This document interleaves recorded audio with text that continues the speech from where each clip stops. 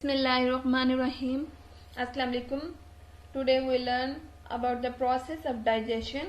In this process, we learn about protein digestion in mouth, protein digestion in stomach, and the protein digestion and absorption. Protein digestion in mouth. First step है हमारे पास, कोई भी food है, solid food like egg हम खाएंगे, वो large piece में होगा. उस पर जब मैकेनिकल वर्क होगा, मैकेनिकल उसकी ब्रेक डाउन होगी स्मॉल पीसेस के अंदर, तो वो स्वेलोड हो जाएगा. स्वेलोड क्या होता है कि कोई भी ऐसा खाना या मिक्सचर कह लें जिसको आसानी से मूव किया जा सके गले से इजोफेगस के थ्रू स्टमक के अंदर. अब ये कैसे पॉसिबल होगा? Due to presence of slavery. हमें पता है कि माउथ में हमारे पास स्लेवरी ग्लैंड्स प्रेजेंट होते हैं और ये स्लेवरी ग्लैंड्स क्या करते हैं, सिक्रिएट करते हैं सलीवा को. अब ये सलीवा की वजह से जो हमारे पास फूड होता है वो इजीली स्वेलोड हो जाता है. अब वो स्वेलोड हो गया, इसका क्या मतलब है, वो इजीली पास कर सकता है इजोफेगस के थ्रू स्टमक के अंदर. नेक्स्ट है हमारे पास protein digestion in stomach. Stomach के अंदर प्रोटीन की कैसे डाइजेशन होगी? अब इजोफेगस के थ्रू स्टमक के अंदर हमारे पास प्रोटीन आ गया. अब इसके ऊपर क्या होगा कि इसके ऊपर मैकेनिकल और केमिकल डाइजेशन होगी. As we know that gastric juices are present in stomach and different type of enzyme like a hydrochloric acid, pepsin is also present in this stomach which will convert the protein into chyme. अब ये process हम देख लेते हैं कायम तक की conversion के लिए. सबसे पहले हमारे पास केमिकल डाइजेशन शुरू होगी. उसके लिए जो जो चीजें हैं वो हाइड्रोक्लोरिक एसिड है, एंजाइम है, पेप्सिन है. यहाँ पे मस्कुलर कॉन्ट्रैक्शन होगी जिसको हम पेरिस्टालसिस कहते हैं, जो कि डाइजेशन के लिए हेल्पफुल है.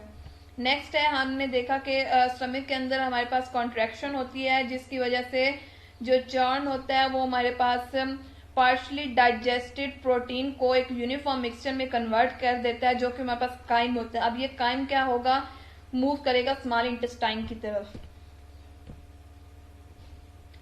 अब हमने देखा कि स्टमक के अंदर हमारे पास हाइड्रोक्लोरिक एसिड प्रेजेंट था और हाइड्रोक्लोरिक एसिड की प्रेजेंस की वजह से हमारे पास एसिडिटी स्टमक की इंक्रीज हो जाएगी. क्यों इंक्रीज होगी? क्योंकि हाइड्रोक्लोरिक एसिड की पीएच हमारे पास 1.5 से 3.5 तक होती है. This means that it is too much acidic. अब एसिडिक हो गया, इसकी वजह से क्या होगा, जो हमारे पास प्रोटीन प्रेजेंट होगा वो डीनेचर्ड हो जाएगा. Due to denaturation it will be converted into unfolded form में आ जाएगा और हमारे पास प्राइमरी स्ट्रक्चर को बना देगा. क्वार्टनरी स्ट्रक्चर में हमारे पास क्या होगा कि फोल्डेड फॉर्म में होगा और प्राइमरी स्ट्रक्चर में हमारे पास अनफोल्डेड फॉर्म में होगा. फर्स्ट स्टेप हमारे पास केमिकल डाइजेशन ऑफ प्रोटीन में क्या होगा कि जो हमारे पास 3 डायमेंशनल प्रोटीन का स्ट्रक्चर है वो एसेंशियल होता है फंक्शंस के लिए, परफॉर्म करने के लिए. लेकिन अब जब उसकी डीनेचुरेशन हो गया तो वो डिस्ट्रॉय हो जाएगा प्रोटीन का फंक्शन. अब प्रोटीन हमारे पास डीनेचर हो गया था, वो प्राइमरी स्ट्रक्चर में कन्वर्ट हो गया था. प्राइमरी स्ट्रक्चर में कन्वर्ट होके वो इस फॉर्म में था. लेकिन वहां पे क्या है, पेप्सिन भी मौजूद था स्टमक के अंदर. And due to presence of pepsin in stomach it will cause of conversion of primary structure into this structure. इस स्ट्रक्चर और इस स्ट्रक्चर में ये फर्क है कि पेप्सिन की प्रेजेंस की वजह से जो हमारे पास ये चेन बनी थी ये पॉलीपेप्टाइड चेन बन जाएगी. पॉली मीन्स कि ये स्मॉल ब्रेक डाउन हो जाए, छोटे छोटे पीसेस में बन जाएगी, इसकी ब्रेक डाउन हो जाएगी चेन की. ये पॉलीपेप्टाइड की फॉर्मेशन काज करेगी, शॉर्ट पॉलीपेप्टाइड.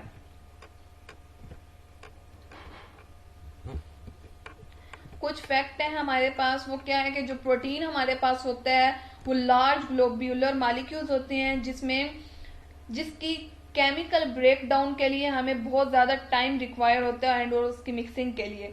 अब क्या है कि जो प्रोटीन हम ले रहे हैं वो स्टमक के अंदर बहुत ज्यादा टाइम लेगा डाइजेस्ट होने के लिए देन कार्बोहाइड्रेट्स. लेकिन फैट्स वगैरह जो होते हैं उनसे कम ही टाइम लेता है डाइजेस्ट होने के लिए. जब भी हम कोई प्रोटीन लेते हैं मील वगैरह जो कि हैवी प्रोटीन होता है उसको बहुत ज्यादा टाइम चाहिए होता है उसकी ब्रेक डाउन के लिए स्टमक के अंदर। और इसका क्या मतलब है, जब वो बहुत ज्यादा टाइम ले रहा है ब्रेक डाउन के लिए तो वो ज्यादा देर स्टमक के अंदर रहेगा। जब स्टमक के अंदर वो ज्यादा देर रहेगा तो इसका क्या होगा कि हमें यही फील होगा कि हमें भूख नहीं लगी और ज्यादा देर तक हमें हमारा पेट फुल ही रहेगा। और इसी वजह से जो डाइट प्लान हमारे होते हैं, न्यूट्रिशन हमें यही रिकमेंड करते हैं कि अगर वेट लॉस करना हो तो ज्यादा से ज्यादा प्रोटीन का इस्तेमाल करें। प्रोटीन का इसीलिए रिकमेंड किया जाता है कि क्योंकि उसकी डाइजेशन लेट होती है। अगर हम इंसुलिन के बारे में देखते हैं कि जो इंसुलिन होता है उसको ओरल मेडिकेशन के थ्रू क्यों नहीं लेते, मीन्स हम उसको माउथ के through insulin not taken as oral medication. Insulin को हम माउथ के थ्रू क्यों नहीं लेते हैं? हम उसको खा भी तो सकते हैं, उसको पी भी तो सकते हैं, प्रोटीन ही है वो भी, लेकिन हम उसको बॉडी में इंजेक्ट करते हैं। इसकी वजह यही है कि उसका जो फंक्शन होता है डाइजेस्टिव ट्रैक्ट की वजह से डिस्ट्रॉय हो जाता है। इसकी यही रीजन है कि डीनेचुरेशन हो जाती है प्रोटीन की, वो अनफोल्डेड फॉर्म में आ जाता है, एंजाइमेटिक डाइजेशन हो जाती है, due to presence of enzyme it will converted into other thing. यही वजह है कि हम इंसुलिन को डायरेक्ट नहीं ले सकते, इसीलिए इसको बॉडी के अंदर ब्लड स्ट्रीम के अंदर protein digestion and absorption in small intestine. Chyme stomach से लीव कर चुका है, स्मॉल इंटेस्टाइन के अंदर मूव किया है इसने। यहाँ पे हमारे पास सबसे ज्यादा प्रोटीन की डाइजेशन होगी।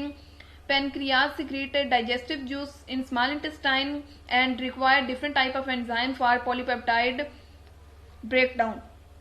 Two major pancreatic enzymes that will digest protein in small intestine are trypsin and chymotrypsin. Trypsin हमारे पास क्या करता है, एक्टिवेट कर देता है प्रोटीन डाइजेस्टिव एंजाइम को, जिसको हम प्रोटीएजेस भी कहते हैं। And together these enzyme break protein down to tripeptide, dipeptide and individual amino acids. The cells that line the small intestine release additional enzyme that also contribute to enzymatic digestion of polypeptides. अब हमारे पास जो tripeptide, dipeptide, single amino acids हमारे पास form हुए हैं, वो क्या करेंगे, enter करेंगे entry sites of small intestine active transport system के थ्रू, जिसको एटीपी भी रिक्वायर होगी प्रोसेस को करने के लिए। और क्या है कि जो हमारे पास ट्राइपेप्टाइड्स और डाइपेप्टाइड्स ब्रेक डाउन होगी सिंगल अमीनो एसिड्स के अंदर, जो कि एब्जॉर्ब हो जाएगी ब्लड स्ट्रीम्स के अंदर।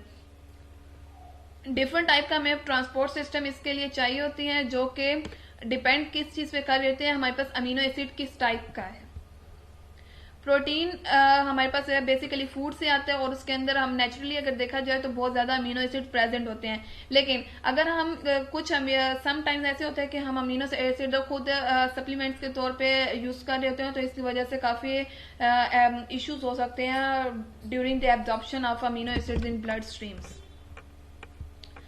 सिंपल देख लेते हैं कि टोटल हमारे पास हुआ क्या अब तक। प्राइमरी क्वाटनरी प्रोटीन से हमारे पास क्वाटनरी स्ट्रक्चर था, वो हमारे पास कन्वर्ट हुआ हाइड्रोक्लोरिक एसिड की प्रेजेंस की वजह से into primary structure, and due to presence of pepsin it will be converted into small polypeptides. इसका ब्रेक डाउन हो गया था। Then it will be move toward small intestine, and in small intestine due to presence of trypsin, chymotrypsin, proteases continue enzymatic digestion, which will be formed tripeptides, dipeptides and amino acids, and these amino acids and tripeptide and dipeptide which will be absorbed by blood streams. इसके बाद क्या होगा, जो protein हमारे पास digest fully नहीं हुआ होगा small intestine में, वो लार्ज इंटेस्टाइन की तरफ मूव कर जाएगा और which will be excreted in the form of faeces. Plant based proteins जो होते हैं वो हमारे पास लेस डाइजेस्टेबल होते हैं देन एनिमल प्रोटीन्स। ये हमारे पास एक और ओवरव्यू से है कि हमने जो भी खाया वो हमारे पास मूव किया स्टमक की तरह। स्टमक में डिफरेंट एंजाइम की प्रेजेंस की वजह से वो काइम में कन्वर्ट हो गया स्मॉल इंटेस्टाइन में आया। स्मॉल इंटेस्टाइन में जो डाइजेस्ट नहीं हुआ, तो वो प्रोटीन वो लार्ज इंटेस्टाइन की तरफ मूव कर गया और लार्ज इंटेस्टाइन से वो फिसिस के तौर पे वो रिलीज हो गया। ये हमारे पास स्मॉल सा एक और ये स्मॉल सा ओवरव्यू है। हमारे पास क्या कंक्लूजन आई, हमारे कंक्लूजन हमारे पास क्या है कि हमने जो भी खाया वो सलाइवरी ग्लैंड्स की वजह से हमने वो हमारे पास स्टमक की तरफ मूव किया। स्टमक में वो डिफरेंट रिएक्शंस के थ्रू वो काइम के फॉर्म में आ गया और काइम के फॉर्म में आने के बाद स्मॉल इंटेस्टाइन की तरफ मूव करने के बाद जो डाइजेस्ट नहीं हो सका था प्रोटीन, वो लार्ज इंटेस्टाइन की तरफ आया और लार्ज इंटेस्टाइन के बाद वो फीसिस के फॉर्म में एक्सक्रीट हो गया। Thanks for watching.